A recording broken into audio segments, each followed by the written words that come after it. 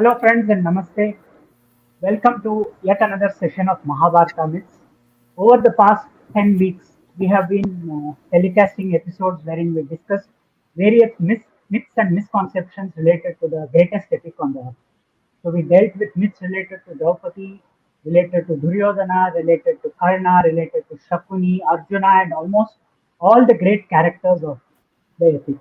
So, now we are at the end of this series. This is the last show of this particular series. Of course, we'll be back with more series on the Mahabharata and other Puranas.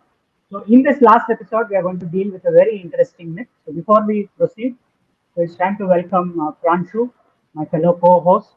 We both have been together running these sessions all these days. And we are also going to bring out a book on Mahabharata myths. All the 18 myths that we covered, we are going to come out with a book on all the myths. We're going to explain them in detail. So hopefully in the forthcoming weeks, the book would be out. A special welcome to Gaurav Tiwari of Sutradhar. So Sutradhar has joined with us, and together we are working to try and promote our culture, our heritage, so that stories related to our epics and Puranas would be known throughout the world. So through these shows, our aim is to reach out to everyone, especially to young people who are interested to know about our Puranas, especially the Mahabharata. So now in the Mahabharata, people would have seen on TV shows, on movies, and on other places where unfortunately there have been some distortions due to the demand of the medium. For example, for a TV show, the script has to be in such a way that the show must run, the show must become popular, there must be a lot of action. So this is why some script writers make some changes. So unfortunately, they change the meaning of the story. So we are trying to bring out the real story so that we can people can know what exactly is happening. So that's the purpose behind this particular series. So once again, Pranshu, thank you for being there from the beginning. And Gaurav, thank you so much for joining and thank you for your support. So together, we hope to have more such shows in the future. So we have already covered 17 myths related to the Mahabharata. It's time to go to the next myth, the last myth in this series. Now, this myth is related to Barbarik or Barbarika, the son of Ghatotkacha. Now, the myth is that Ghatotkacha's son Barbarika was the greatest warrior in the Mahabharata. So, the story is like this, that Barbarika was such a great warrior that whichever side he would go on, that side would go on to win. So this is why the story is that Krishna went to Barbarika and asked him to sacrifice himself. Because had he fought for the Kauravas, the Pandavas would have lost. So he asked Barbarik to sacrifice himself, and Barbarik sacrifices himself by cutting off his head, and his head sits and watches the entire war. So apart from those who listen to Gitopadesha, that is Arjuna and then Sanjaya and Dhritarashtra, it is said that even Barbarika also listened to the Bhagavad Gita rendition. So now, is this a fact? Is this a myth? The fact is that there is no mention of Barbarika in the Mahabharata. So this is a bit surprising because Barbarika, the legend of Barbarika is quite popular, but yet in the Mahabharata, in the book written by Vedavyasa and its various editions, we find that the name of Barbarika is not mentioned anywhere. In fact, the son of Ghatotkacha is Anjana Parva. So this is the text from the Drona Parva, from Ghatotkacha Vada Parva. So it says that Drona's son, who is Ashwathama, he kills Anjana Parva, the son of Bhima's son. So Ghatotkacha's son is Anjana Parva as per the Mahabharata. So then, where did the story of the Barbarika come from? Who is Barbarika? Was he really there? Why is he not mentioned in the Mahabharata? Was he such a great warrior? So we'll go through that in the next few minutes, and I request now Pransu to take over and tell us all about that. So this is actually a very important misconception which is arose from the folk legends. So basically, Barbarik, as a character, which actually comes from, of course, Skand Puran. He is there shown as a son of Ghatotkacha in Skand Puran, but not in Mahabharata himself itself. And this is a part of the whole uh, mythography which people start constructing around Mahabharata. Mahabharata is a very important tale it is very much close to our culture. Literally everything says from the time of the Kauravas and Pandavas. Everything, basically every kingdom, every part of India, the resonation of ancient stories start with from the times of Mahabharata. So they always try to connect their founders, their famous heroes, or somehow they want to have that connect to the Mahabharata itself. So not only Barbary, but across India and abroad, there are a series of warriors which are in the same role as Barbarik, where they say that this is one of the great warriors, our great warrior. There's a great king of Nepal, Yelambar, and he was going to Mahabharat, but Krishna said that, asked him, which side are you going to fight on? And he said that I will fight on the side which is losing. So Krishna said, oh, because of him, if he starts fighting on the side which is losing, then they will start winning. Then he will switch sides. War will continue endlessly. And so Yalambar was Krishna kills Yalambar, and his head basically uh, watches the whole of the Mahabharata, the story of Mahabharata, which is the same story as Barbarik. Barbarik story has actually in it some other misconceptions also. It starts off with basically uh, the story saying that everybody says who's the greatest warrior, and so Bhisham basically says I can kill everybody and in this legend, the in this misconception, the durations change. Everybody says I can kill everybody in these many days. Even Arjun says that I can kill everybody in 24 days. Karn says I can do it in 21 days, and so on and so forth. But that basically is incorrect, because in Mahabharat we know that Duryodhan did ask that question, and the Kaurav warriors gave their various suggestions. The Pandav warriors were asked the same question by Yudhishthir, and the Arjun said, "Oh, we can end the war in minutes. You are Dharmraj. You are son of Yamraj himself. You look at anger, the uh, whole Kaurav army will evaporate." And Arjun said, "I have divine weapons. Within seconds, I can finish everything off. We will fight the war as humans will fight the war, and we will fight it and win it with our nar, with as a purusharth, as our own um, as the our own effort, not through them and divine weapons or something like that." They did use divine weapons during the war when the other side uses the divine weapons, but they did not use them to kill. Arjun actually, this is a very important point from the very beginning. Arjun illustrates is that we will fight the war together. He names his 23 warriors who basically are top, who have been trained very well, who have been fighting very well. They have basically all the confidence in their team. He mentions the team and that we will fight and we will protect each other, and in that protecting our army, if we kill the other side, so be it. So this is a very fundamental concept which starts from the Yudhishthir actually talking about it with Nahush also.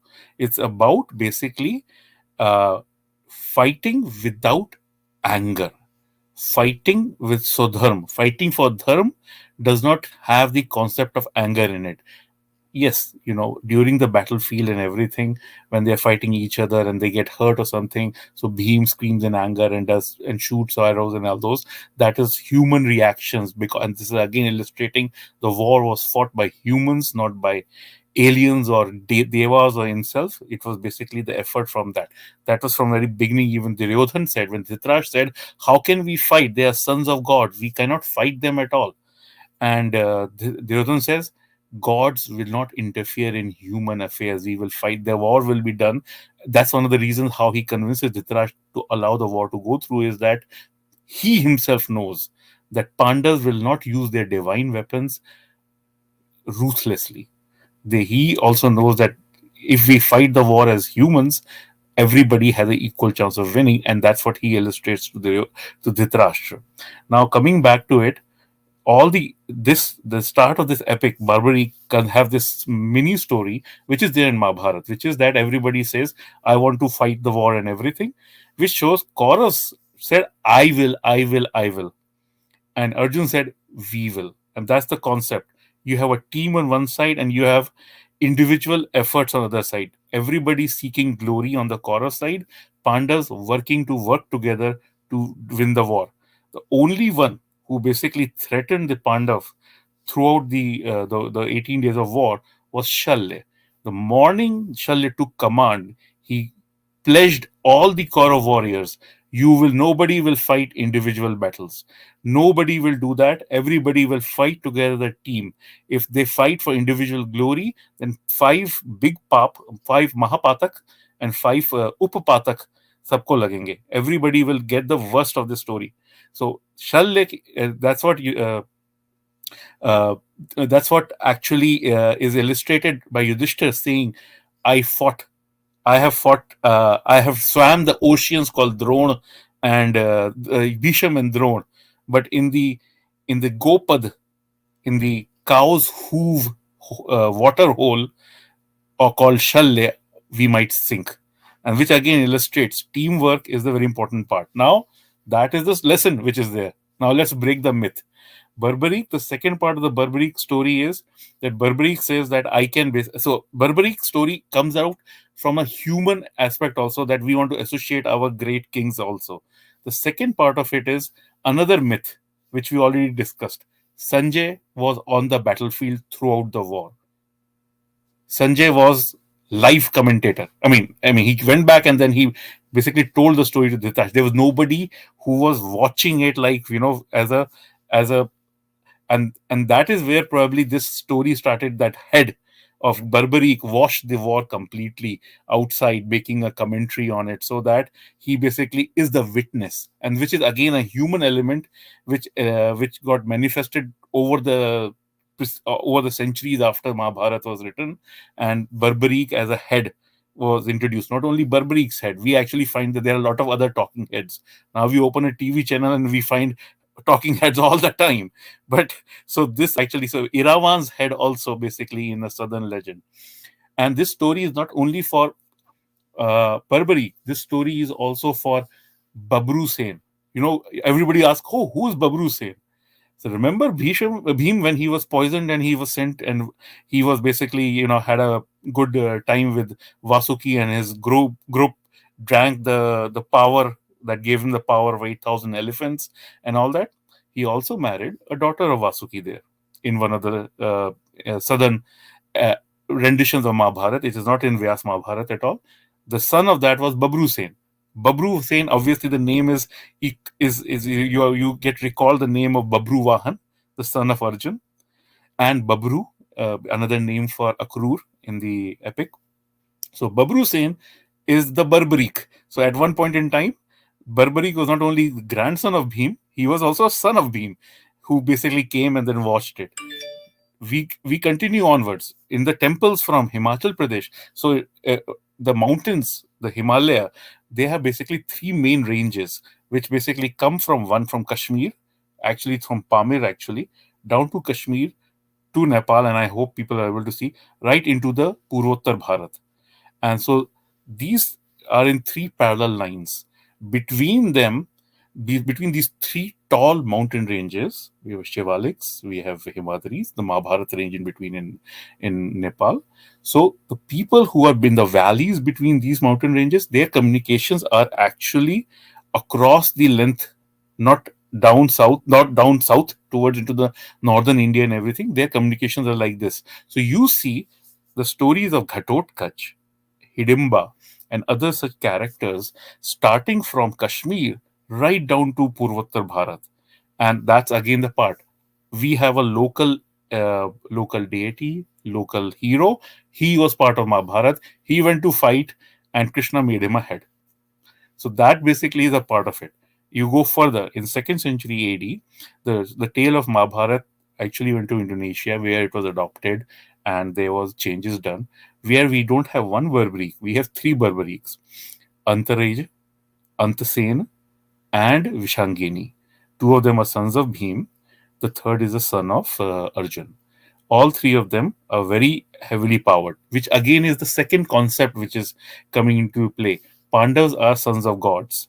Their interactions with uh, humans, so their wives are all humans, so their children are more human like. But what happens if they had, so in the folk legends and everything, they have superpowered wives. So in Indonesian legends, Bhim, two of Bhim's wives are the daughter of Anant Nag or Shesh Nag, and the son is called Antasen. So he's actually extra superpowered, and Christian is very worried about him because when he enters, if he enters the war, there's going to be finished. The war will be finished in days. Again, the whole story back to the Barbrik's initial idea, which Vijay will describe later, the three arrows. But again, it goes back to the same thing. The war will be over in few seconds. Arjun says we will fight it as humans. What or their sons? How will you prevent their superpowered sons? So Christian has uh, Christian has these stratagems even in Indonesian Mahabharata where Antasen is sent to some other place. He's sent to some outside universe or something like that. It's a very interesting story. Then the same thing with Antaraj. Antaraj is son of Bhim and Varun's daughter. So, okay, we have Varun's own son, Shutayud, in the Mahabharata war, but here Varun's daughter's son. So, there you got Vayu's grandson and Varun's grandson. So, he's Antasen. He's equally powerful. Again, Krishna creates a stratagem where he does not participate in the battle because he wants the war to go on for a longer time. Same thing, Arjun, when he is in heaven, much before he goes to heaven during the Dyut before that, Arjun has his own several Parthayans, and in that one of those Parthayans, he saves heaven from uh, uh, some uh, some king, some demon king. There are always these demon kings and creator heavens described very beautifully in Indonesian Mahabharata. So in that he marries Brahma's daughter Suprabha. Arjun in the son and Brahma's daughter, son. So grandson of Brahma, grandson of Indra is a very powerful character called Vishangini. So half the concept before the war starts is Krishna making sure that the war doesn't end within few seconds. So he removes these characters away from the war itself. And similar tales are basically for Iravan. Iravan is sort of having some extra powers. Iravan is there in Mahabharata war. He fights bravely and he dies on the eighth day at the hands of Alambush.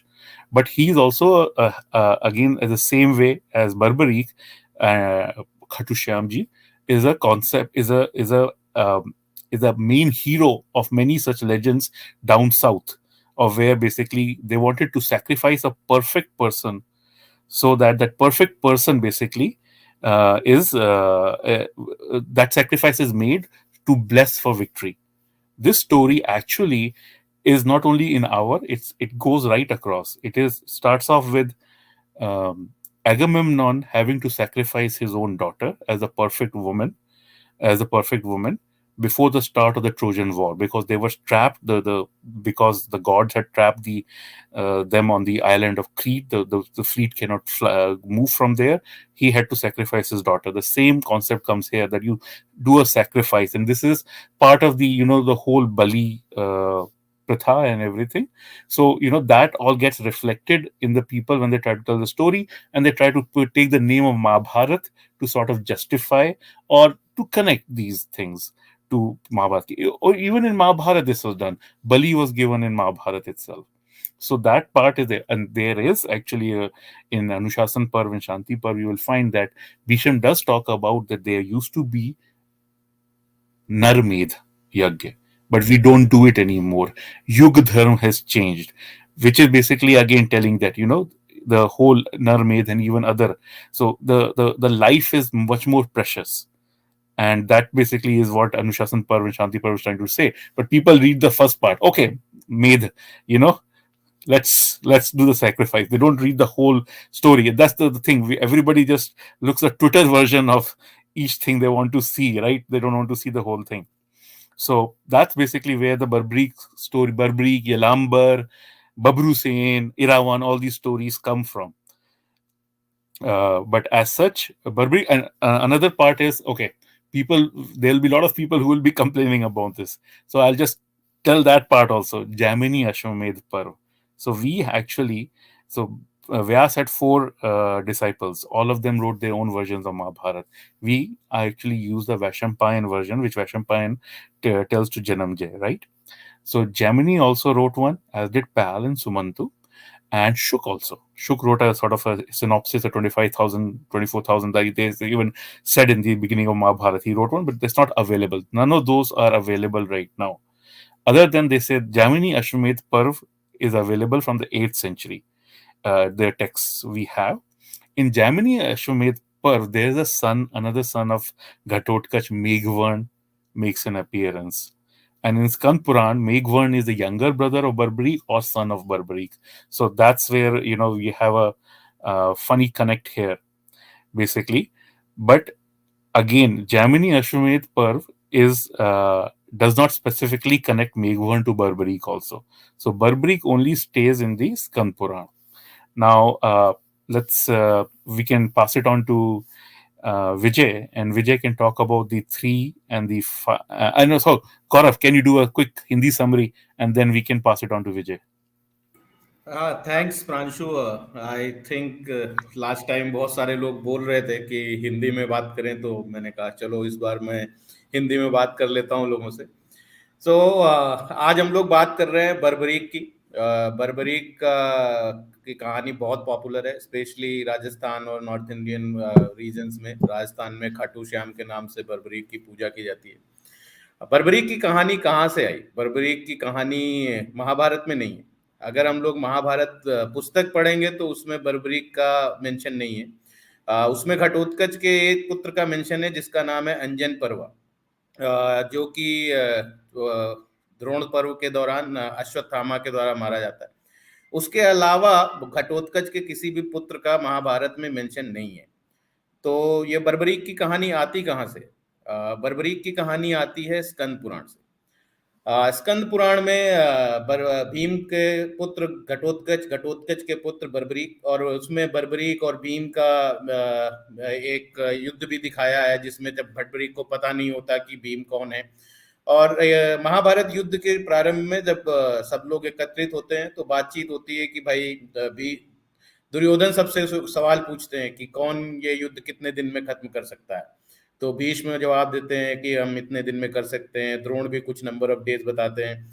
कर्ण भी कुछ बताते हैं बढ़ चढ़ के कि हम तो इतने दिन में खत्म कर देंगे। सिमिलर क्वेश्चन जब युधिष्ठिर पूछते हैं अपने सेनापतियों से, तो अर्जुन बोलते हैं कि ये क्वेश्चन इनवैलिड है, ये क्वेश्चन पूछने की जरूरत नहीं है, क्योंकि अगर हम लोग अपनी डिवाइन पावर्स यूज करें तो हम तो ये मिनटों में, क्षण भर में युद्ध खत्म कर सकते हैं। आप धर्मराज हैं, आप धर्मराज के पुत्र हैं, आप क्रोध से देख भी लेंगे तो सब लोग भस्म हो जाएंगे, तो हमको युद्ध करने की जरूरत ही नहीं पड़ेगी।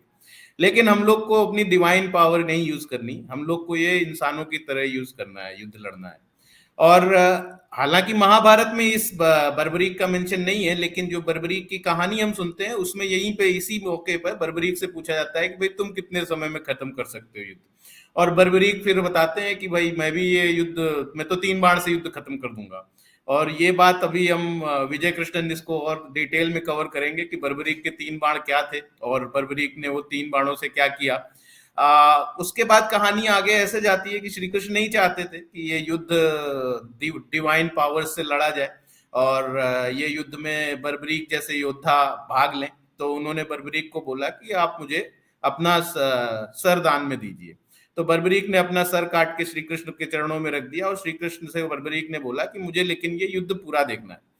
तो श्री कृष्ण ने बर्बरीक का सर जो है वो एक टीले पे रख दिया।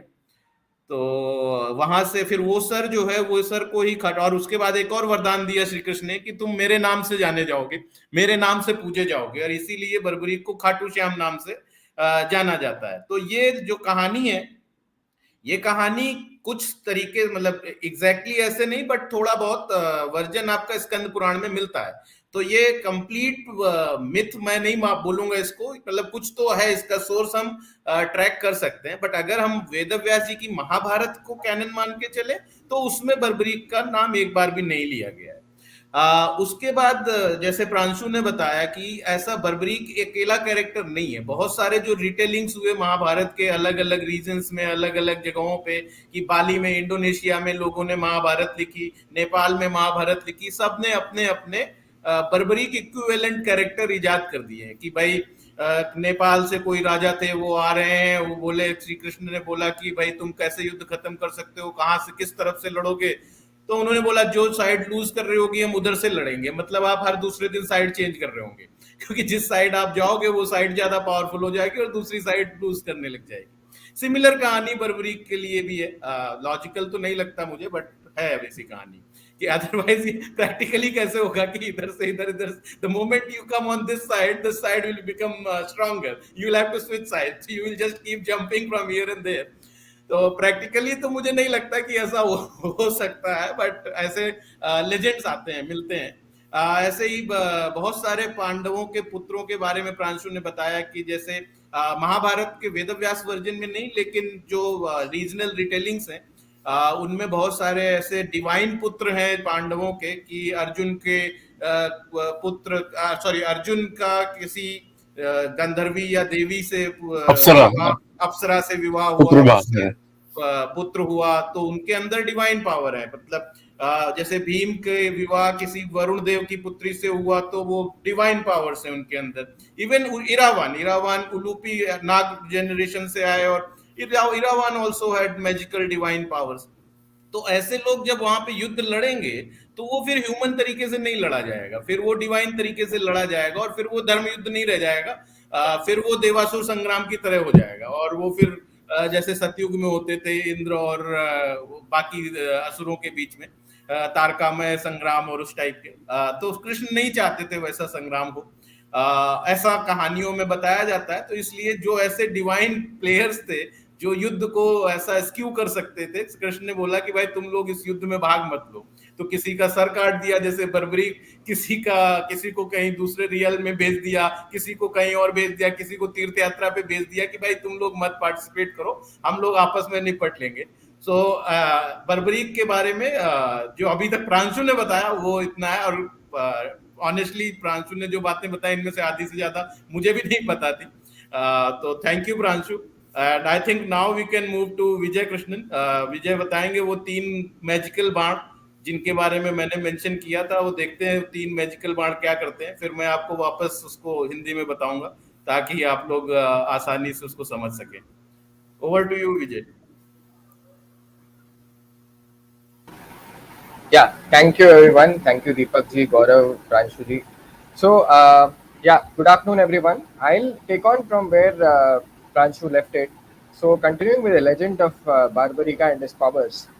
So, he has 3 arrows.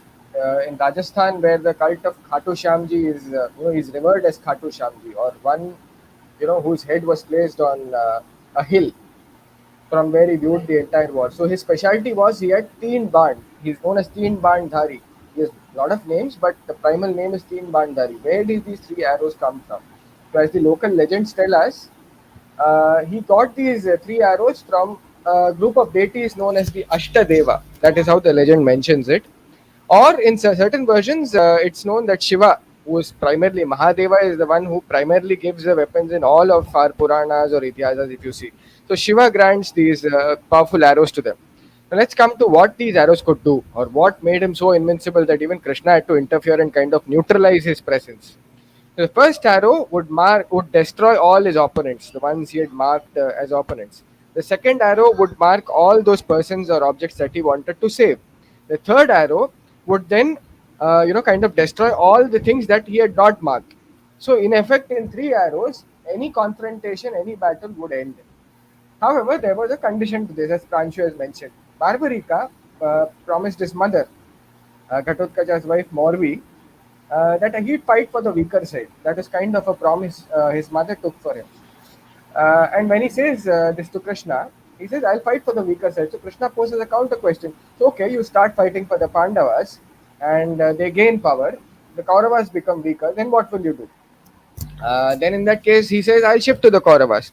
Now, in that case, it would become an endless loop wherein Barbarika would jump, as Pranshu said, and Gauravji mentioned that he'll jump from one side to the other continuously and the war would never end, thereby defeating the very purpose of the war. Like, the whole purpose of the Mahabharata is the Bhumi Bar Haran project of, Vyasa and Krishna, everyone. The ultimate goal is defeated if you allow these supernatural factors to come into play. And in the end, as Gauravji mentioned, it is a very human war. It has to be a human war. Now, if it becomes a divine war or a supernatural war, it takes on gargantuan proportions, the effect of which Earth will not be able to handle. Secondly, it will become an endless loop wherein we find no conclusion.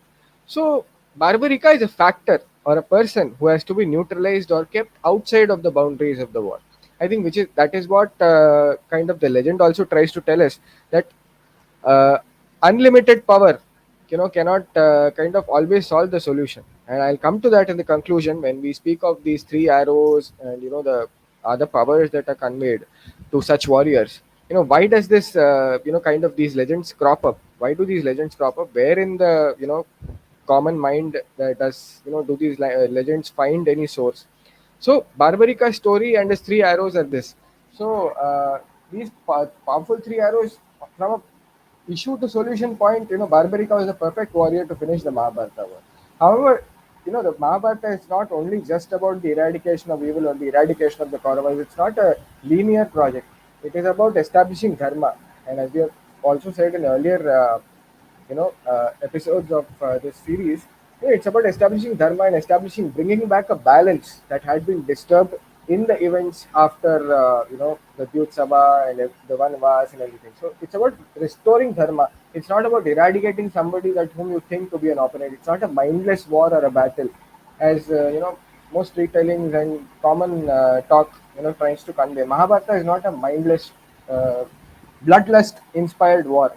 It is a very thought out effort to restore balance in nature, in the nation, and to restore dharma. In conclusion, let's move on to another folk tale here.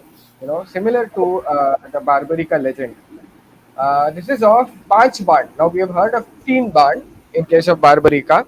Let's hear of 5 Bands. Now, this story is associated with Bhishma. Yeah, it's associated with Bhishma and Duryodhana. I tried to find out where the story exactly comes from. I think it comes from the Odia Mahabharata. Odia Mahabharata also has two versions. One is the more popular Sarla Das version. Sarla Das was a 15th century poet in Odia who wrote the Odia version of the Ramayana and the Mahabharata, which is considered to be his magnum opus. He also wrote a version of the Devi Bhagavatam known as the Chandi Purana. So in the Mahabharata, there's a story that Bhishma had promised to kill the 5 Pandavas with 5 golden arrows that are imbued with his life force and the force of his tapasya. Bhishma is the holder of a very terrible vow. So with all that power, he endues these 5 arrows and he keeps them as a keepsake for vanquishing the Pandavas. One day, just before the war begins, Duryodhana has a discussion with him as to how he will vanquish the Pandavas, and Bhishma reveals his secret. I have these 5 arrows with which I can kill the Pandavas. Duryodhana is a hasty person. He doesn't, kind of wait for events to play out. So in his haste, he says, "You give me the arrows for safekeeping." So he's kind of offended. The grandsire is offended and says, "Why don't you trust me?" He says, "No, for your own benefit, I'll keep them and I'll give it to you when the time is ripe." Bhishma gives it to his grandson, who anyway doesn't listen to what elders say a lot of times. And at the same night, when this thing is happening between the grandfather and grandson, Krishna in the Pandava camp gets a kind of intuition as to something is cooking. So he asks Arjuna, and here the story kind of takes a flashback turn. Krishna reminds Arjuna of a promise that he had taken from Duryodhana during the Ghosha Yatra Parva, when Duryodhana is captured by the Gandharvas. So at night, when Duryodhana was saved by Arjuna and Bhima, in return, he's an egoistical person. He promises to give them a vardhan. He says, "Arjuna, I'll fulfill any one wish that you have anytime, whenever you ask it." So Krishna says, "This is the time to go and ask the wish. In return for having saved his life, then you demand the 5 arrows." And the rest of it, the story is pretty simple. Arjuna goes, Duryodhana is unable to refuse. The 5 arrows are taken by Arjuna, and the Pandavas are saved. A slightly different version, the Sarladas Mahabharata. It's not 5 arrows. I think Duryodhana has a golden crown which makes him invincible. That's exactly what's there in the Sarladas story. So instead of the arrows, Arjuna takes the golden crown, which probably neutralizes any power the Kauravas might have had. So this is kind of the Panchban story, and I think the story is also quite of retold in the Tamil versions of the epic. More recently, in the 20th century, there was the great Tamil literature Kiva Jagannathan, who is known to have revived interest in Sangam texts and literature down south. He's counted among one of the main authorities in Tamil literature in modern era. So in one of Kiva Jagannathan's story retellings, he mentions the story of Bhishma having these 5 golden arrows that Duryodhana took from him and then Arjuna. So it probably follows the same structure as the Odia Mahabharata. So now, clearly, what in conclusion we can find is that these stories of Teen Barn or Panch Barn are folk tales. They are nowhere to be found in the Vyasa Mahabharata. The folk tales that came later, in the course of India's history and with the kind of events that India saw during the medieval ages. Possibly these stories emerged as a result of two factors. One, to inspire, the readers and the common populace to a life of bravery and untold power. We have faced lot of invasions in these medieval times. Secondly, I think it's merely a human fascination with the concept of being invincible. Who would not like to have be someone like an Iron Man or a Thor? Even today, Marvel makes these wonderful movies where one flick, Thanos can probably end the world. So that fascination, I think, has stayed all along through the ages. I think it is that kind of a thought process that gives rise to these legends. However, if you take the Mahabharata as a core text, there's nowhere a stress on these factors. Mahabharata, Vyasa Mahabharata, more so speaks about dharma and the ways to achieve and establish it. So yeah, in the end, we must take these tales as probably nice folk tales to be read and enjoyed, and probably respected as well, as some of these stories don't have any misleading effects. They probably give rise to a cult or a deity, as in the case of Khatu Shyamji, and they probably increase your attention and reverence towards the main epic as well. So they may be taken as aids to spread the word about the Mahabharata, but yes, they can't be taken as canon if you go by the Vyasa Mahabharata. That's all I'd like to say. Thank you. Yeah, I would request Gaurav to please sum up in Hindi because we have a lot of Hindi listeners. So thanks again Deepak, thanks Vijay. Thanks. बहुत बढ़िया आपने ये बताया। अभी ये बर्बरीक के 3 बाण की क्या कहानी है? बर्बरीक के 3 बाण थे कि जब बर्बरीक से पूछा गया कि भाई तुम कैसे युद्ध खत्म कर दोगे ये क्षण भर में, तो बर्बरीक ने बोला मेरे पास 3 बाण हैं और ये 3 बाण से कैसे करेंगे खत्म? तो बोले पहले बाण से मैं मार्क करूंगा जो लोग को मुझे मारना है, दूसरे बाण से मैं मार्क करूंगा जिन लोगों को मुझे बचाना है, और तीसरा बाण जो है वो जाके उन सबको मार देगा जिनको मैंने पहले बाण से मार्क किया है। तो ऐसे मैं 3 बाण से पूरा सारे एनिमीज को खत्म कर दूंगा। अभी ये 3 बाण बर्बरीक को मिले कहां से? तो जो दो इसके मामले में वर्जन मिलते हैं। एक तो है कि ये अष्टरुद्र करके डेटी थी जिनको बर्बरीक पूजा करते थे और जिनके बहुत बड़े भक्त थे, और कोई तो गुप्त क्षेत्र रीजन में उन्होंने उसकी बहुत ज्यादा पूजा करी थी, जो कि स्कंद पुराण में है, और जहां उनको वरदान स्वरूप ये 3 इनविंसिबल बाण मिले थे। और कोई कोई वर्जन में बोलते हैं महादेव से मिले थे, और मैंने एक वर्जन पढ़ा है जिसमें कोई तो देवी से मिले थे। तो इस तरीके से वो बहुत सारे सोर्सेज हैं वो 3 बाणों के, जिनसे बर्बरीक युद्ध खत्म कर सकते थे। और इसका इनफैक्ट एक सिमिलर वर्जन स्कंद पुराण में भी मिलता है, जहाँ पे बर्बरीक वो बाण चलाते हैं और लोगों के मार्क बन जाता है कुमकुम के कलर का। तो वो बोलते हैं कि जिसमें मतलब अश्वत्थामा, कृपाचार्य, इन लोगों को वो मार्क नहीं लगता है, बाकी लोगों के शरीर पे, सबके, किसी के गर्दन पे, किसी के हाथ पे, किसी के पैर पे, श्री कृष्ण के एड़ी पे।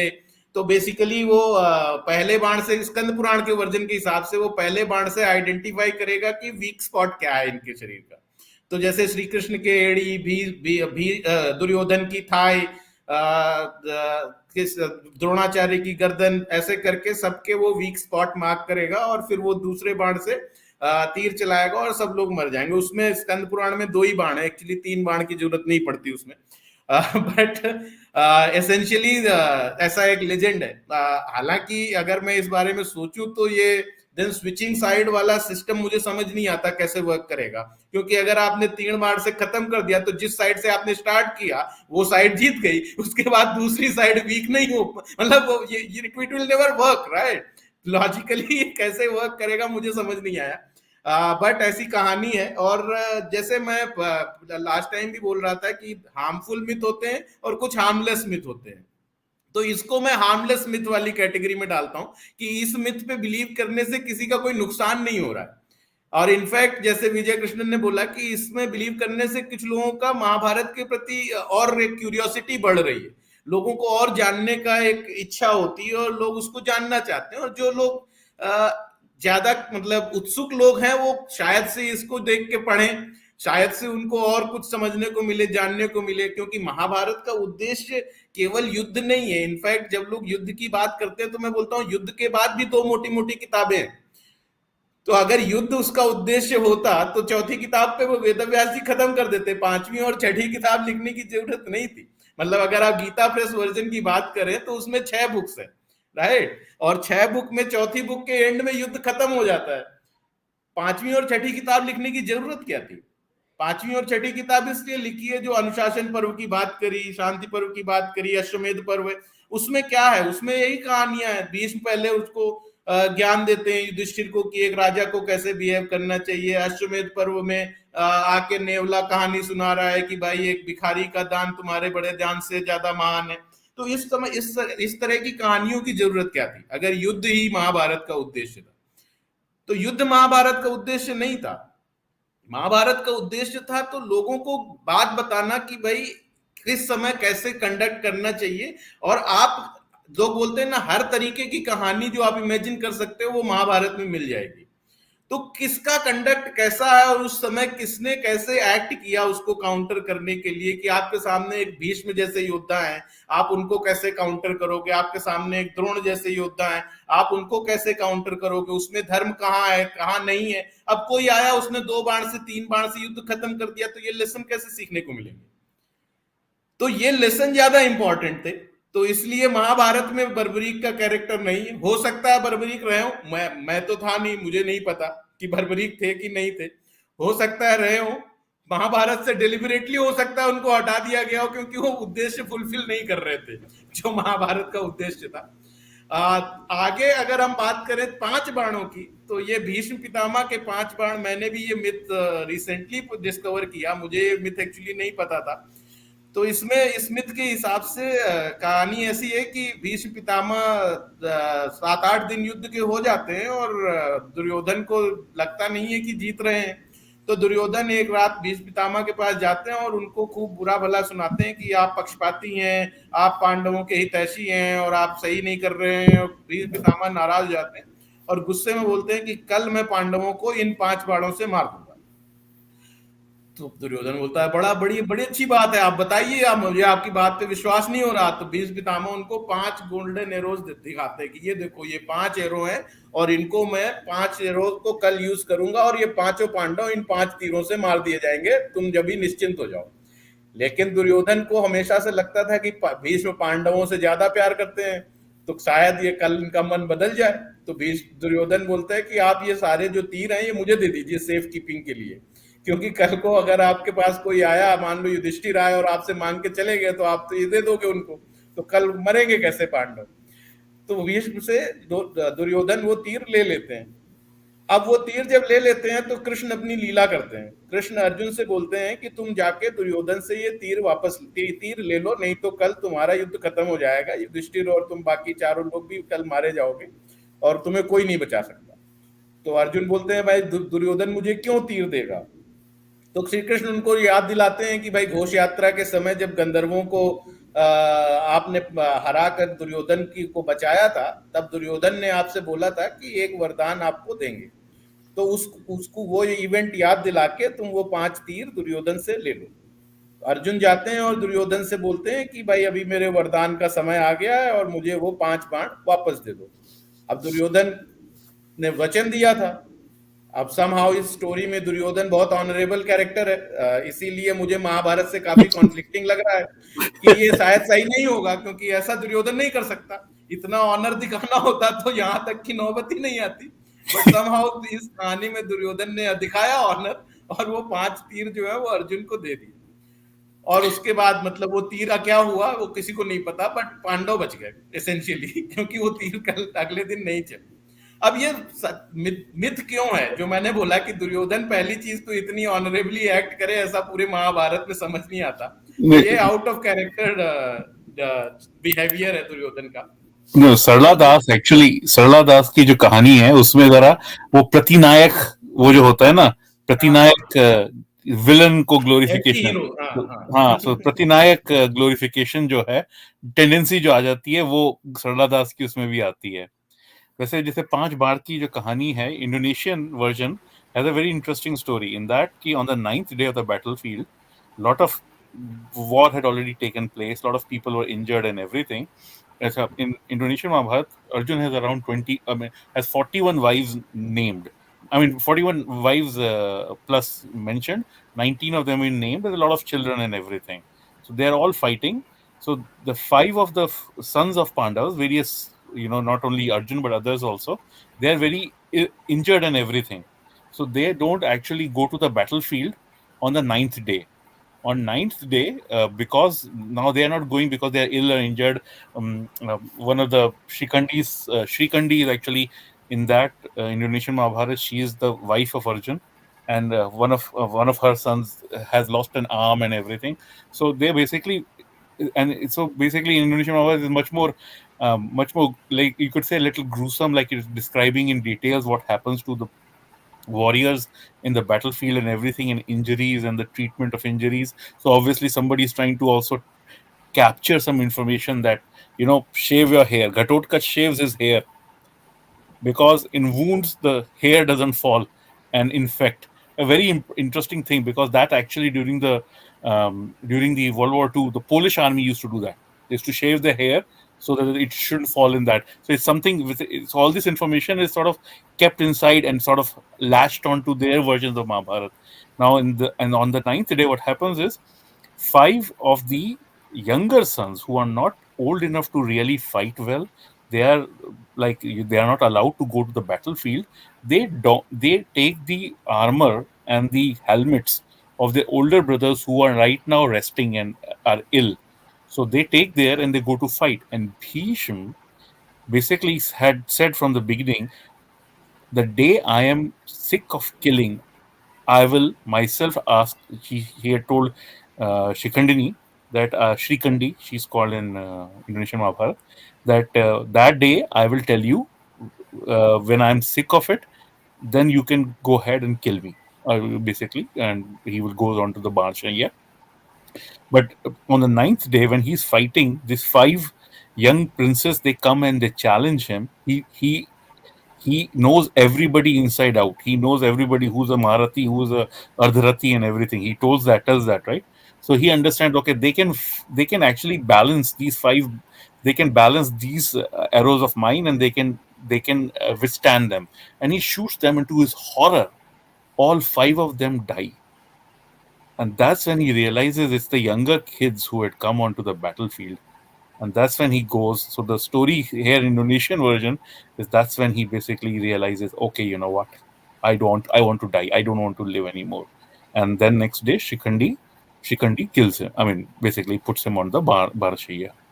तो So ये तो that's a प्रांशु, ये ट्रोजन लेजेंड्स में भी ऐसा ही दिखाया गया है ना, Achilles sits out of the war and then Hector kills the Patroclus. Younger. Patroclus. Patroclus. Patroclus. हाँ, तो ये Patroclus मुझे takes the लगता है armor, ये and that's आपस में exactly एक दूसरे को इंस्पायर कर रहे हैं कहानियां। कौन सी ने किसको इंस्पायर exactly किया मुझे पता नहीं, but it seems no, the similar Trojan to War me. was designed. Trojan War का तो ये designation था ना कि Iron Age is coming. And before that, there are a lot of gods have a lot of children running around, Hercules and all those. There are like around 75 like Zeus children, 50 plus. uh Actually, much, I mean, Hercules kills a lot of Neptune's children, like Poseidon's Poseidon. children. And Ares and others, they all have all these. So they all come together in that battlefield on Trojan to War, die. where they can kill each other, and then the humans, the Iron Age, the age of humanity can begin, right? So that's actually the same concept. It is clear, and here that five arrows is basically there is that Bhisham basically deciding he kills the kids by not realizing because they were wearing the helmets, and that's exactly Patroclus was wearing the helmet of that Achilles. armor and helmet of Achilles and Achilles, um, I, was Hector it kills. a Troilus? No, it was not Troilus. It was Hector killed him. Huh, Hector killed him. Yeah. So yeah, they basically, and so again that five arrows come in. But see, another part of it is when they make these stories, right? So people, when you can tell that some of these, see, Vyas is a very Vyas tells us a lot of information in everything he does, right? Each shlok he basically overloads it with a lot of information, so that triyartho, right, that comes through. Then when somebody else makes those changes, right, you can tell that they are from a person who is not of that great a caliber. So if you make something which is too powerful, you have painted yourself in the corner, and so you need Krishna to come in and edit you out of the corner.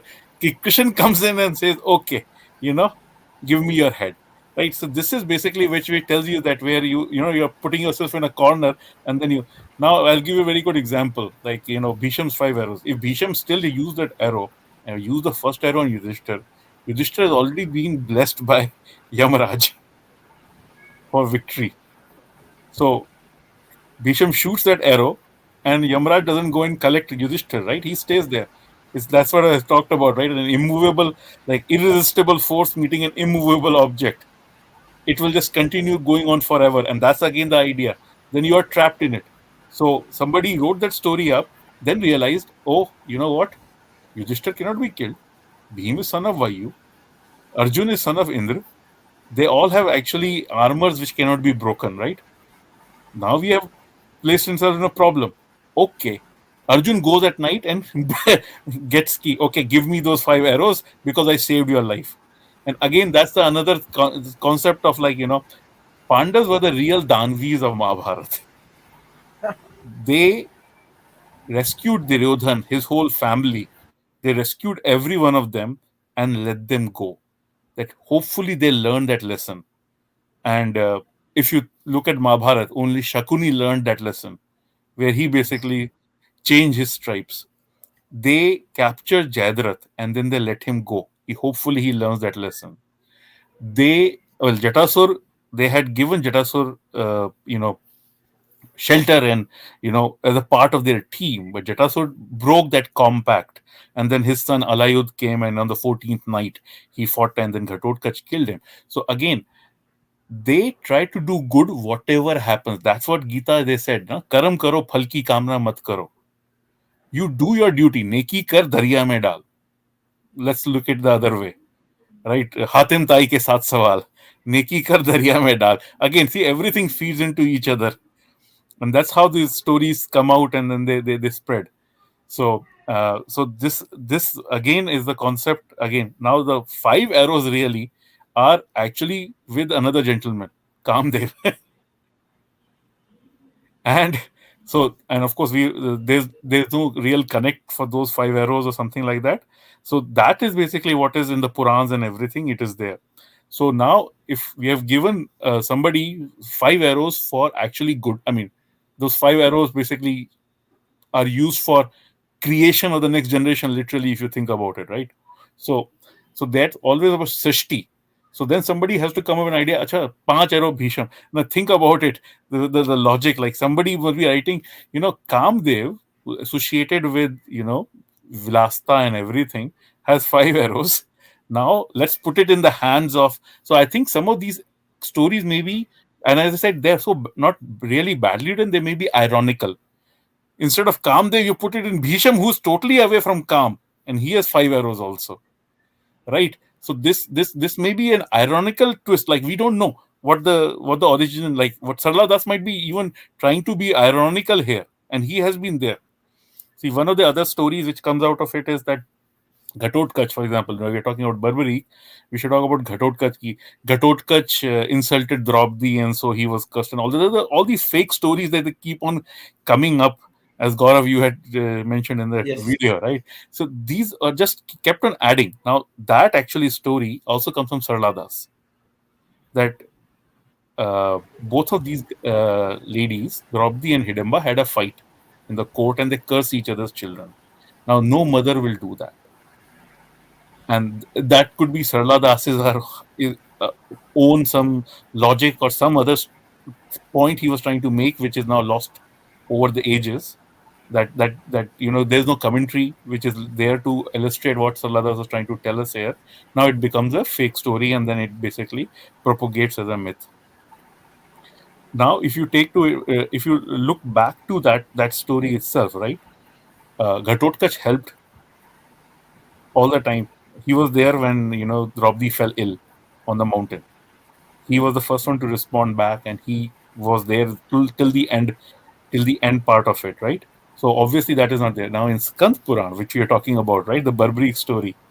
That is where we are actually told that Draupadi goes and brings the young Ghatotkacha back and puts him in the Indraprastha.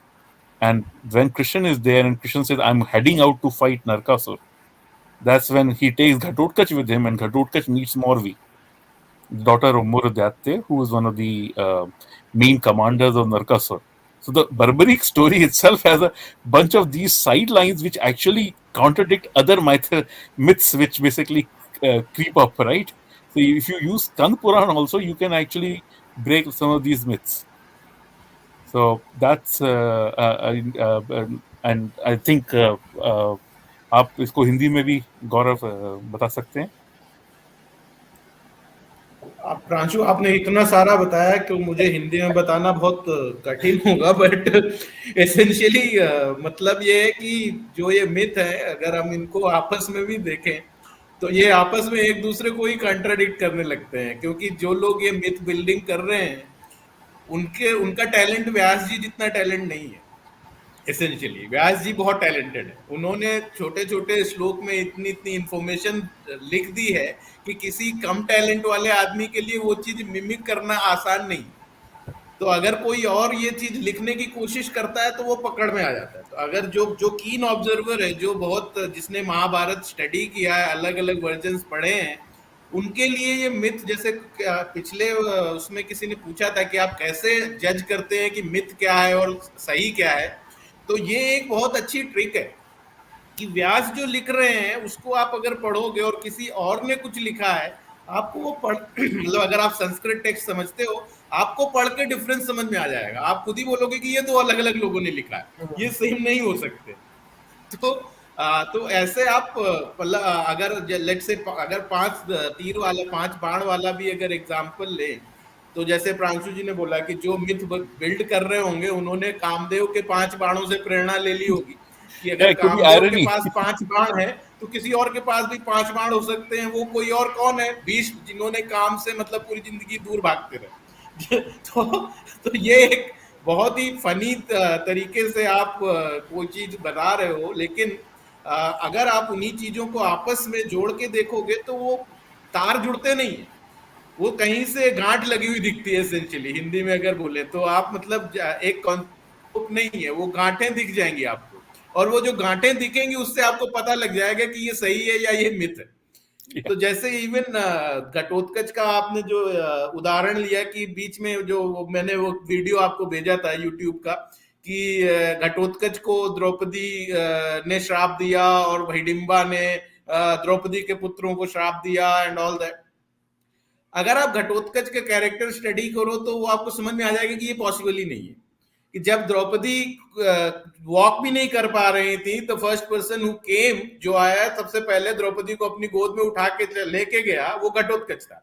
अब वो घटोत्कच ऐसा नहीं करेगा कि he will go on and insult Draupadi, क्योंकि घटोत्कच का जो character है, Ghatotkacha is a very gentle giant kind of character कि he is a big body, he is a giant, but he is not fierce, he is not ferocious in terms of like his demeanor. He is very calm, he is very gentle, and one thing is for sure, he respects his Well, elders. Karan would beg to disagree on the 14th night.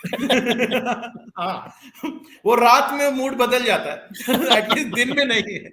तो but Ghatotkacha अपने elders की बहुत respect करता है। घटोत्कच ने भीम को कभी भी डिनाई नहीं किया कोई भी चीज के लिए। भीम ने जब भी याद किया, घटोत्कच वाज प्रेजेंट। भीम ने जो बोला करने को, घटोत्कच ने किया without questioning, and Bhima was someone who loved Draupadi a lot. So even if we tie these two and two together, it Exactly. doesn't come across as something that is possible, right? कि Ghatotkacha would not do that to Draupadi, knowing that she was such a beloved of his father. So इस तरीके से अगर हम देखें तो जो ये क्योंकि ये आज लास्ट एपिसोड है हमारे मिथ बस्टर्स का, आई थिंक ये बताना बहुत जरूरी है कि हम लोग सारे मिथ कवर नहीं कर सकते, क्योंकि हर नए दिन यूट्यूब पे नए वीडियोस आ जाते हैं जिसमें नए मिथ्स आ जाते हैं। तो समहाउ हमें आप लोग को इनेबल करना पड़ेगा कि आप लोग खुद ही ये मिथ आइडेंटिफाई करें, और खुद ही वीडियो हो सकता है कभी आप लोग भी बनाएं कि देखो ये मिथ हमें मिला है और ये मिथ है और कैसे ये मिथ है। कि अगर अगर भीष्म के 5 बाण और घोष यात्रा की अगर बात करें, तो जब घोष यात्रा पर्व आप पढ़ोगे तो दुर्योधन का जो रिएक्शन था रेस्क्यू करने के बाद, वो रिएक्शन देख के Duryodhana wanted to die, Duryodhana wanted to kill himself. वो आदमी कोई वरदान वरदान नहीं देने वाला किसी को, ठीक है। तो अगर आप वो कैरेक्टर को स्टडी करो, और एक अच्छी चीज है कि आप कोई भी महाभारत का वर्जन पकड़ो, ऑथेंटिक जो क्लोज टू ऑथेंटिक ट्रांसलेशन माने जाते हैं, they are very consistent about the characters. किसी में थोड़ा बहुत डिफरेंस होगा, बट कैरेक्टर्स का जो स्केच है, कैरेक्टर की जो आइडेंटिटी है, कैरेक्टर के जो मोटिवेशंस हैं, कैरेक्टर्स के जो क्वालिटीज हैं, वो किसी भी बुक में चेंज नहीं हुई, किसी भी वर्जन में। मैंने खुद 3 वर्जन पढ़े हैं, वेरी कंसिस्टेंट। उसमें कोई भी डिफरेंस नहीं मिलता। ऐसा नहीं होता कि दुर्योधन किसी एक जगह कहीं और तरीके से एक्ट कर रहा है और दूसरी जगह कहीं और तरीके से एक्ट कर रहा है। सो ये अगर आप लोग एक बार वहां पर, और इसको कर जानने के लिए कोई एक वर्जन, अनएब्रिज्ड वर्जन आप लोग पढ़िए। और अगर आप लोग कोई भी एक वर्जन पढ़िए, आप गीता प्रेस पढ़िए, आप केएमजी पढ़िए, आप बोरी पढ़िए, आप मतलब कोई भी एक वर्जन को पूरा डिटेल्ड वन, समरी नहीं, समरी में क्या है, बहुत सारी इंफॉर्मेशन का लॉस हो जाता है। समरी में जो इनफैक्ट जो क्रिटिकल इंफॉर्मेशन है उसी का लॉस हो जाता है। तो अगर समरी में आपको क्या होगा कि युधिष्ठिर वनवास गए, लेकिन वो वनवास में 12 साल तक वो इस बारे का लैमेंट करते रहे कि उनकी वजह से उनकी फैमिली को इतना सफर करना पड़ा, वो लॉस हो जाएगी इंफॉर्मेशन। तो आपको युधिष्ठिर वनवास गए, युधिष्ठिर की गलती थी, ये सब ये आपको पता है, लेकिन युधिष्ठिर ने कितना उसका पश्चाताप किया वो आपको पता नहीं चल पाता। और इसलिए आप वो कैरेक्टर्स को क्वेश्चन करने लगते हो, आप उनके मोटिवेशंस को क्वेश्चन करने लगते हो। अगर आप उसको कोई भी एक वर्जन पकड़ के आप उसको पढ़ोगे, तो आपको खुद ही आइडिया लग जाएगा कि कौन सी चीज मिथ है, कौन सी चीज पॉसिबल है, कौन सी चीज युधिष्ठिर कर सकते हैं, कौन सी नहीं कर सकते, कौन सी चीज अर्जुन कर सकते हैं, कौन सी चीज नहीं कर सकते, कौन सी चीज कर्ण कर सकता है और कौन सी नहीं कर सकता, आपको सब समझ में आ जाता है। और ये चीजें रोज रोज आएंगी, नए नए जितना यूट्यूब और वगैरह में वीडियो बनते रहेंगे, ये मिथ्स के खत्म नहीं होने वाले। और मैं तो रोज नए मिथ्स डिस्कवर करने लगा हूं आजकल। अभी रिसेंटली हमने वो कंस वाला वीडियो देखा था। तो ऐसे मिथ्स आते रहेंगे, हम उनको कंट्रोल नहीं कर सकते। हम खाली ये कर सकते हैं, अपने आप को इनेबल कर सकते हैं टू आइडेंटिफाई कि मिथ क्या है और सही क्या है। और उसका एक ही तरीका है कि आप एक डिटेल्ड वर्जन कोई सा भी पढ़ो। और अगर आप वो बिलीव करते हो कि महाभारत घर में नहीं रखनी चाहिए, लड़ाइयां होंगी, तो किंडल पे ले लीजिए डिजिटल लैपटॉप पे रख लीजिए, लड़ाई नहीं होगी, क्योंकि वो क्लाउड में स्टोर्ड है। होगी तो अमेजन, एडब्ल्यूएस, जेफ बेजोस के घर में लड़ाइयां होंगी, it's okay, I don't need to worry about him, right. तो आप क्लाउड में स्टोर करिए, गूगल ड्राइव में रखिए और उसको पढ़िए। लेकिन वो पढ़ना बहुत जरूरी है। और मैं तो रोज ही पढ़ता हूँ, सुबह 1-2 घंटे एटलीस्ट। सुबह उठ के 7 से 8 बजे तक मेरा यही काम होता है। So that is the my only request. Deepak, over to you. So we Deepak ji, can conclude. Yeah. just one more point to add Yeah, on to yeah. what he said. So, in with respect to contradictions and ironies that Pranshuji and Gauravji pointed out, even in the Vyasa Mahabharata, Bhishmacharya is very categorical in how he will handle and how he will fight the war. Just before the war begins in the Udyoga Parva, he clearly says, I will kill any prince, any king, or any warrior whom I face in the battlefield, except that it should not be a woman. And secondly, I will not kill Kunti's sons, as in the 5 Pandavas. I will not kill the 5 Pandavas. He makes it very categorical. And if Bhishma had any intention of killing the 5 Pandavas, he could have done it on any of the days. Why only on the 7th day or the 9th day that he reveals these 5 golden arrows? So the entire story of 5 arrows contradicts with what he initially says before the war begins. So that itself establishes that it's a myth that came later. और Bhishma Bhishma was man of was, right. तो अगर एक वाव ले ली है तो दुर्योधन के बुरा भला कहने पे वो वाव नहीं ब्रेक कर देंगे। अगर करनी होती तो सत्यवती के बुरा भला करने पे पहले ही कर दी होती और युद्ध ही नहीं होता। वो उसने करेक्ट। बेसिकली वो उन्होंने कहा था मैं एक बार कमिट करता हूं तो अपने आप की भी नहीं सुनता हाँ हूँ। वही। वही वही तो वो ओरिजिनल थे। वो मैंने एक बार कमिटमेंट कर दी तो मैं अपने आप की नहीं आपकी सुनता भी हूँ। तो जो भीष्म ने एग्जैक्टली। कमिटमेंट कर दी थी कि मैं पांडवों को नहीं मारूंगा और मैं किसी स्त्री पे हथियार नहीं उठाऊंगा, ये दो कमिटमेंट उन्होंने युद्ध शुरू होने के पहले करी थी। उसके बाद भीष्म किसी की नहीं सुनते, चाहे वो दुर्योधन हो चाहे श्री कृष्ण हो।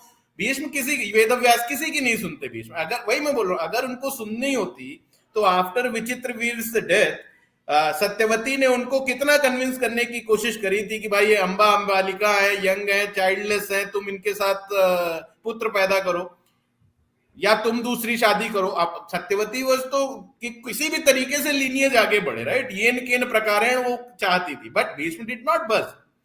तो अगर तब नहीं बस किए तो अभी दुर्योधन के एक रात में सडनली 2 मिनट के भाषण पे नहीं, मतलब इतना बड़ा मोटिवेशनल स्पीकर नहीं था दुर्योधन कि सडनली उसने ऐसा मोटिवेट कर दिया कि भीष्म को उनकी 100 साल की लाइफ में कोई नहीं कर पाया और दुर्योधन ने 10 मिनट में कर दिया।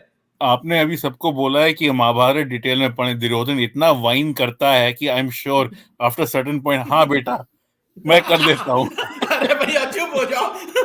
तो शकुनी यही करता है ना आफ्टर दैट।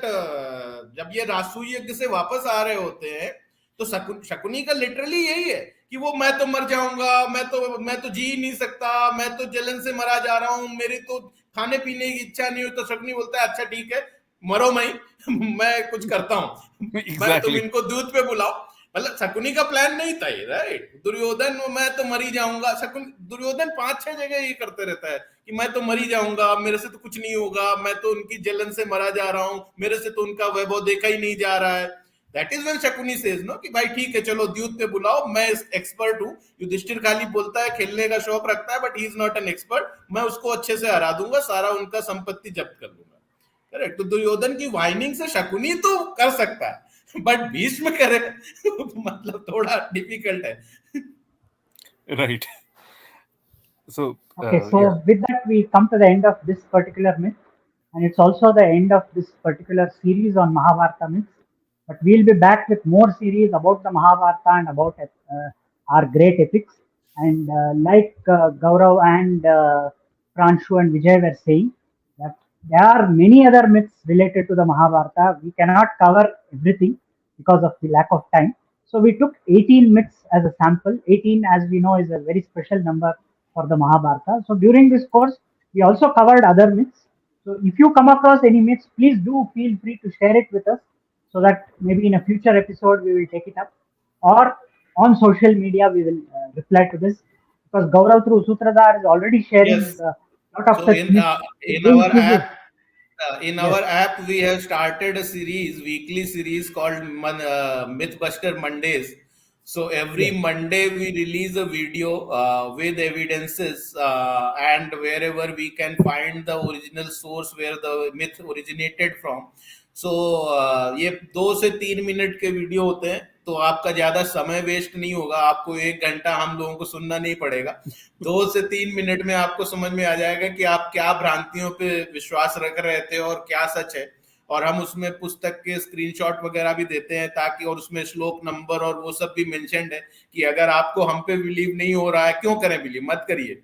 हम जब आपको बोल रहे हैं कि आप बी आर चोपड़ा पे बिलीव नहीं करिए तो करिए, तो हम ऐसे कैसे बोल दें कि हम पे कर लीजिए। तो ब्लाइंडली मत करिए बिलीव, कि ना हम पे भी मत करिए।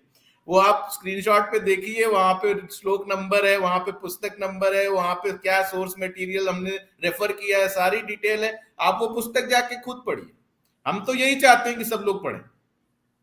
तो अगर आपको लगता है कि इस मिथ के बारे में मुझे और जानकारी चाहिए, तो आप वो सोर्स मटेरियल जो हमने रेफरेंस बताया है उसको आप जाइए। तो हर मंडे हम मंडे मिथ बस्टर्स करके सीरीज स्टार्ट किया, और कब तक चलेगी पता नहीं। अभी हमने ऑलरेडी 20-21 मिथ का लिस्ट बना रखा है, 7-8 हमने ऑलरेडी रिलीज कर दिए हैं वीडियोस, और भी जैसे जैसे हमको आते जा रहे हैं हम उसको और ऐड करते जा रहे हैं।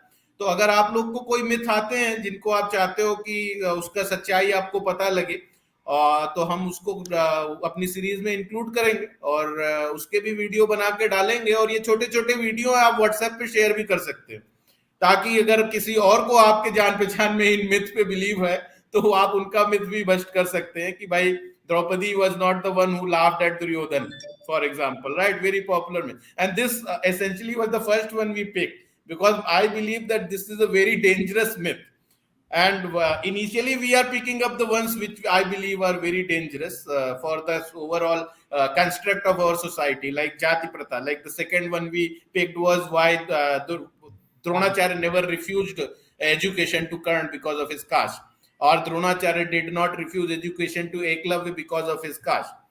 So these are some of the myths. 2 3 minute videos you can share, you can download, you can share on social media, whatever you want to do. Even we have started uploading them on YouTube.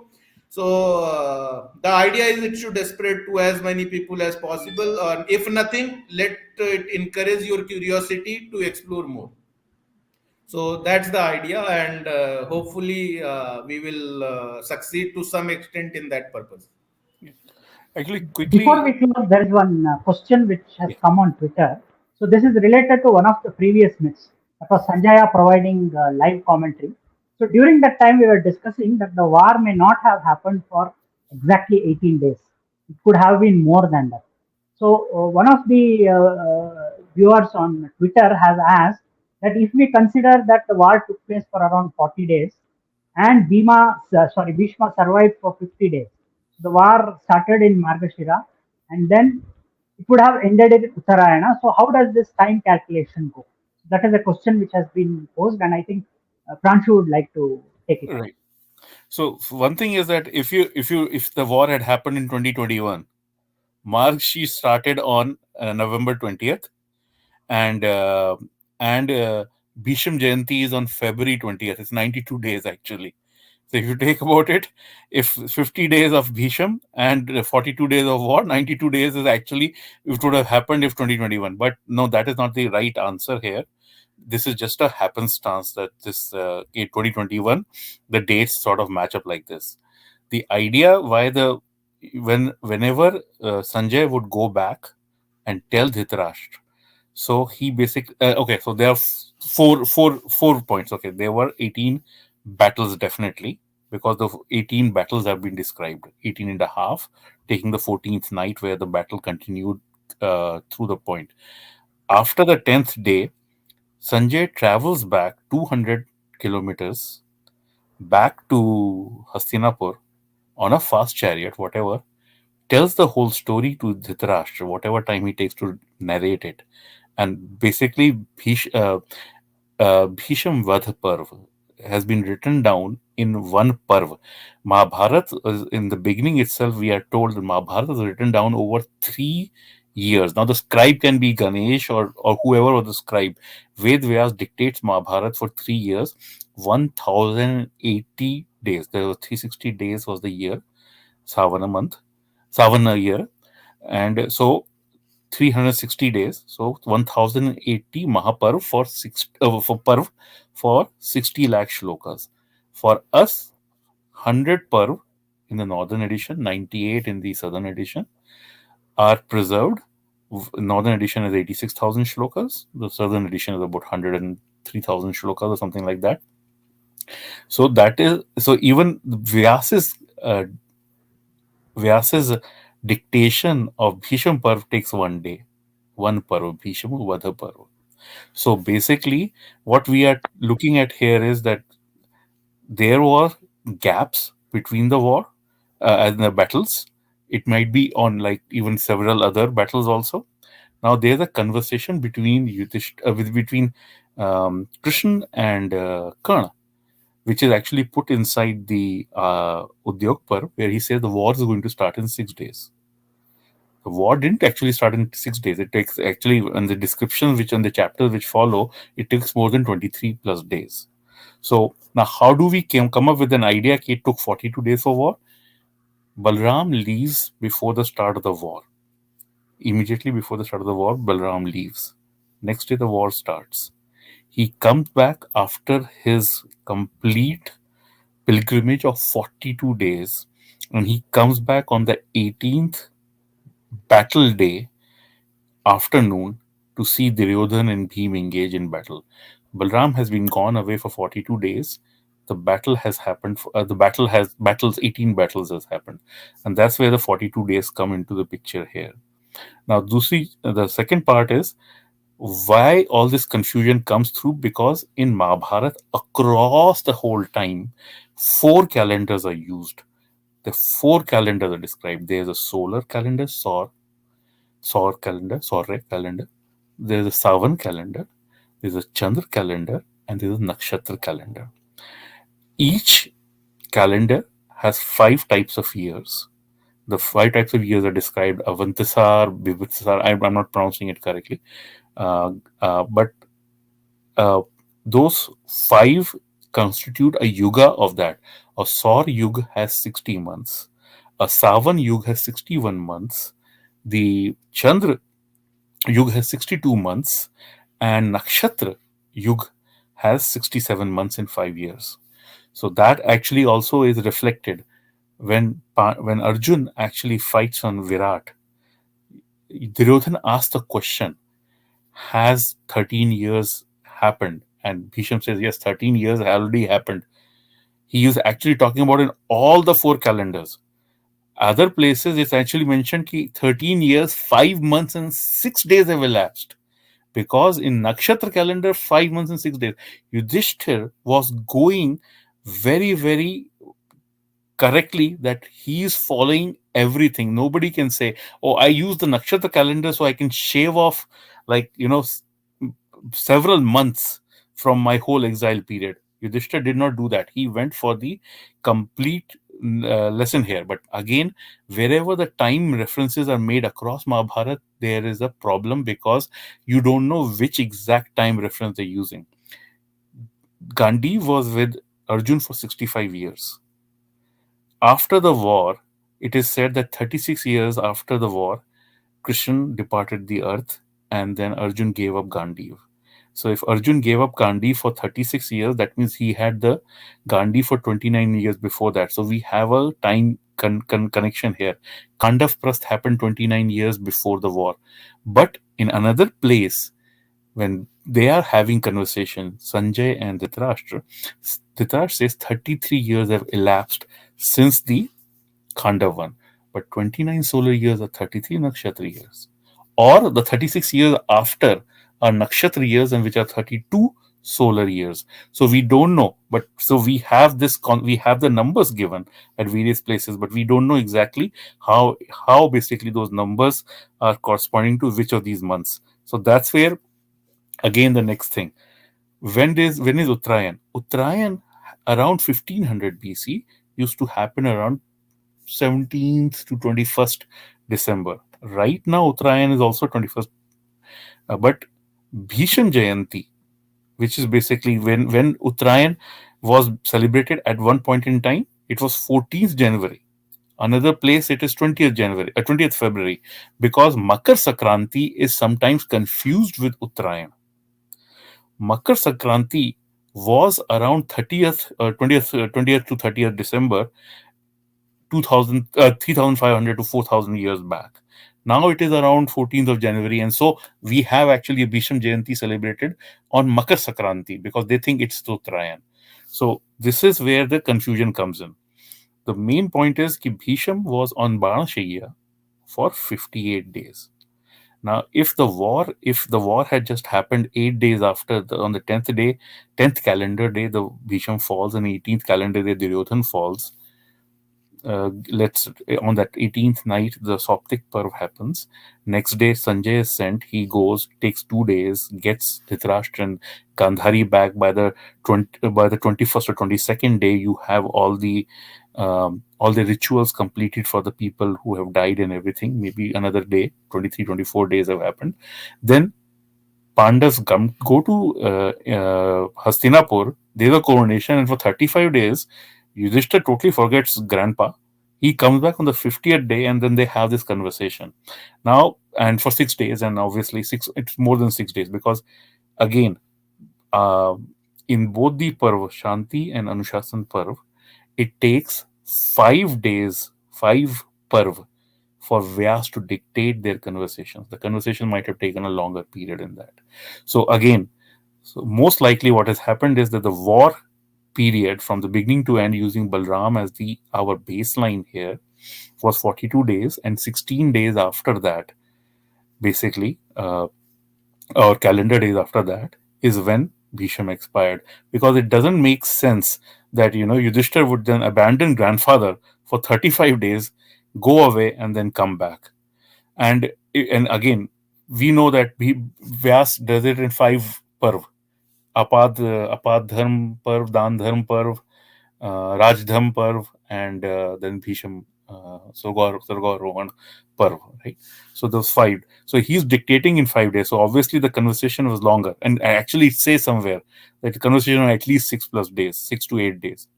Again, also another point is Bhisham did not die on Uttarayan. He waited for Uttarayan. But he was also waiting for his grandson to come and they have a conversation. And one of the things basically when you start going through that very voluminous, which is like 1.5 times the size of Ramayana, the Shanti Parv and the Anushasan Parv. That conversation is 1.5 times the size of whole Ramayana, right? Is the size of the whole Yoga Vasisht. That conversation, if you think it almost right, 32,000 shlokas. It is around 27,000-28,000 in the Kumbkonam edition. Yudhishthir is actually asking these questions because he doesn't want his grandfather to go. See, the grandfather wants to now take a release, and this is where the thing is. Yudhishthir is actually continuously asking questions, so that till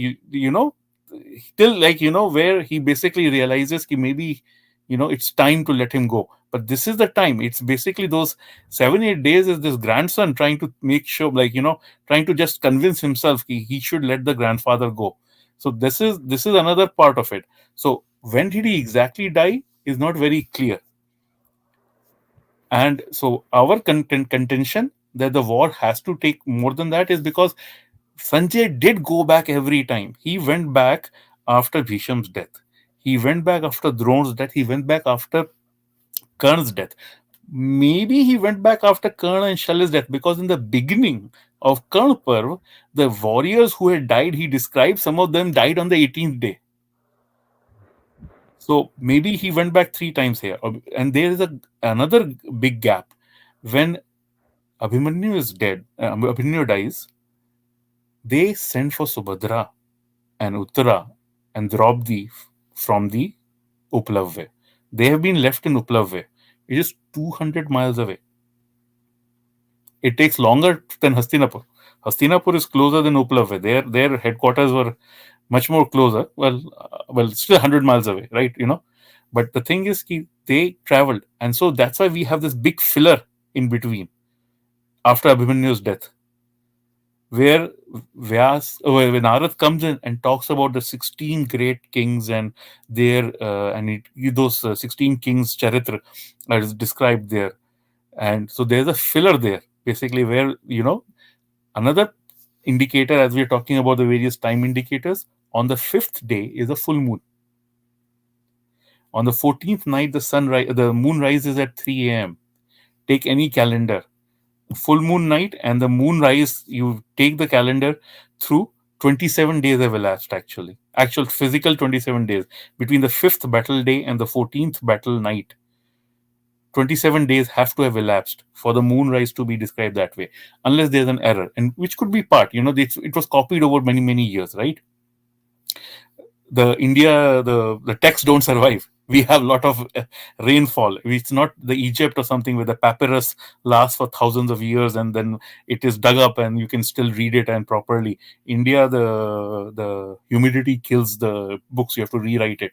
And there, it's not the Vyas again. It's not Ganesh himself rewriting. It's some copyist who is basically making a copy, and that's a human being, and human being make mistakes. And that's why we have 1259 different editions which the Bori Bhandarkar Oriental Research Institute looked at 1259 different texts to basically find what is correct and how to basically correct everything out to get rid of the copyist errors and everything. They ended up losing some shlokas. If you read even the critical edition, Vivek Debroy says that between this shlok and this shlok, 1 or 2 shloks had to be excised out, but they are correct. It's not as if they were wrong. It's just that we don't have a correct pronunciation or correct version of it. So they were excised, but their effect in the next preceding shlok tells you that, okay, he has shot some arrows.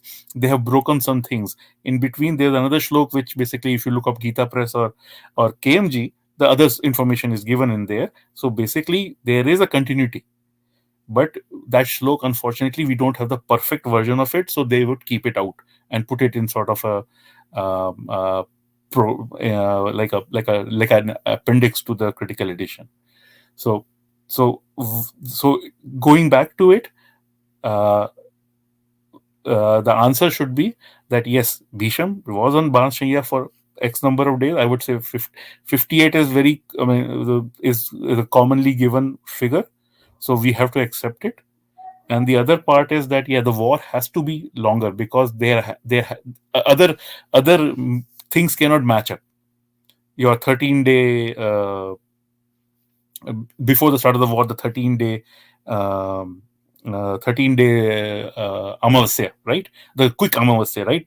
So that's also very rare. And I remember back in 1980s, there was going to be another 13-day cycle of Shukl Paksh, and people were like, Dharm Yug came out like same thing happened before Mahabharat. Is a new war coming or something like that? So so it's a very rare occurrence. So unfortunately, the answer to that is like if you just take this year, 2021, we have that 42 days, 92 days between the start of the Margshish and the Bhisham Jayanti, which was on February 20th this year. But that's not real answer. The real answer is somewhere between there. So thank you, Pranshu, for such a detailed answer. I'm sure Ms. Ujjwala, who has asked this question, will be satisfied after listening to it. In case there are other questions, we can always interact on social media. So once again, I would like to say this is the end of this particular series, but it is not the end of our interactions with our viewers because that will continue. We are going to start with a new series, and we are also going to start with a new podcast so that we keep connecting to the people and we have more such discussions. So once again, thank you all for joining us. We have had a great series. We have had a great episode with a lot of knowledge. Thank you, Pranshu, for Thank being you. there from the beginning, for your Thank you. sharing your voluminous knowledge. So this is a great occasion for people to learn. It's a learning process for all of us because we can learn from you. And thank you, Vijay Krishnan from Bharat Thank you. Narratives. Vijay is doing a wonderful job on social media. He's sharing posts from the Ramayana, from Vishnu Sahasranama, and he also puts up quizzes with photos from the Chandamama comics. So there are some very interesting and rare photos that he shares. So this is a good occasion for young people to know about our culture. And of course, Gaurav Sutradhar, he's a veteran in this field already because he's there from some time and he has been doing a great job promoting our culture, our Indic tradition. And it's great that he has joined with us. So together we'll continue with more such series. We're going to go more in detail into the Mahabharata as well as other Puranas, and we'll be back very soon with a new series. And please do be in touch with us on social media. You can subscribe to our YouTube channels, to Gaurav's Facebook page on Sutradhar. So thank you once again for joining us, and thank all of you for being there with us. Namaste. Thank, Thanks, Deepak. Thank you very much. thank you. Thank you. Thank you.